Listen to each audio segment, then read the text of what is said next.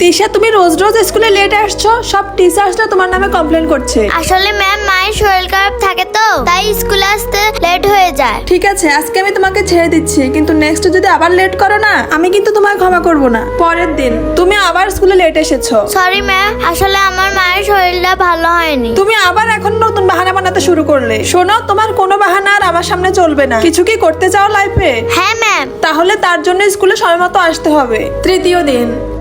কোথায় যাচ্ছে তিশা? দেখি তো। আজকে তাহলে তুই এসেছিস? তোর মা না রোজ রোজ একটা নাটক পেয়েছে, বাড়িতে এত কাজ কে করবে? দিদি, যতদিন না মা আসছে ততদিন আমি এসে কাজগুলো করে দিব। হ্যাঁ হ্যাঁ, ঠিক আছে ঠিক আছে, চল ভিতরে কাজ কর। পঞ্চম দিন। সরি ম্যাম, আমি আজকেও লেট হয়ে গেছি। আমাকে আপনি প্লিজ টিসি দিবেন না? আমি ভাবছি তোমাকে আর টিসি দিব না, আরো ভাবছি তোমাকে রোজ লেটে আসার পারমিশন দিব, যতদিন না তোমার মায়ের শরীর ঠিক হচ্ছে। তোমরাও যদি মাকে ভালোবেসে থাকো, ভিডিওটি লাইক, চ্যানেলটি সাবস্ক্রাইব এখনই করা।